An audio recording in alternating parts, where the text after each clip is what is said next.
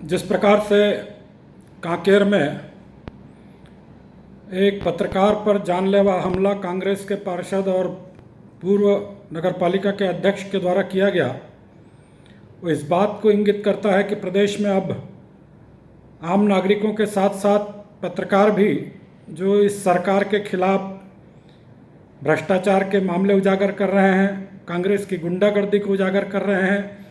क्या दोष था उनका कि एक पत्रकार को पीटा गया, उसके बाद रिपोर्ट लिखाने जाते हुए इस प्रकार का कातिलाना हमला कांग्रेस के नेताओं के द्वारा किया गया और उनको इस प्रकार से आहत किया गया। ये बहुत ही दर्दनाक घटना और बहुत ही शर्मनाक घटना, लोकतंत्र की हत्या।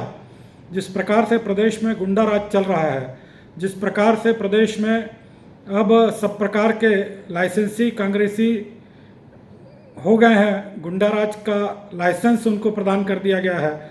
कोई वर्ग तो बचा हो, चाहे नेता हों, चाहे सोशल मीडिया में लिखने वाले हों, चाहे आम नागरिक हों, सबके साथ इसी प्रकार की घटना कांग्रेस के नेताओं के द्वारा।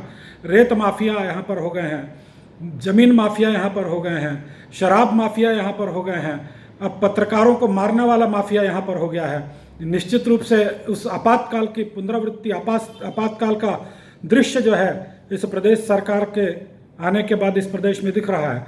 जहाँ एक और नक्सली हिंसा हो रही है, वहाँ प्रदेश में कांग्रेसी हिंसा हो रही है, कांग्रेस के गुंडों के द्वारा हिंसा हो रही है। ये बहुत ही शर्मनाक कृत्य जो है हुआ है। आज पत्रकारों को रिपोर्टिंग के लिए रोका गया था, फिर निर्णय वापस लिया गया।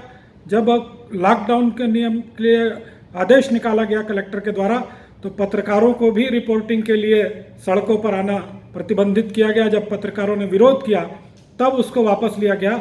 इस प्रकार की कार्यवाही आज लोकतंत्र के उस चौथे स्तंभ पत्रकारिता को और समाप्त करने की दिशा में यहाँ पर कार्यवाहियाँ इस सरकार के नुमाइंदों के और छत्र छाया में यह सारा हो रहा है।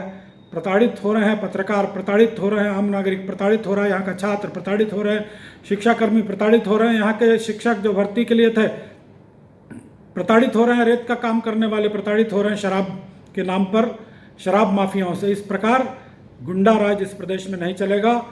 और जिस प्रकार से इस पत्रकार पर हमला हुआ है, लोकतंत्र के स्तंभ पर हमला हुआ है, ये निश्चित रूप से पूरे पत्रकार जगत का अपमान है, मीडिया जगत का अपमान है।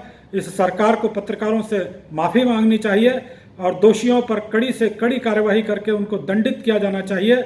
यदि यह नहीं किया गया तो यह स्पष्ट है कि कांग्रेस सरकार के नुमाइंदे सरकार के शरण में इस प्रकार के घटनाक्रम कर रहे हैं।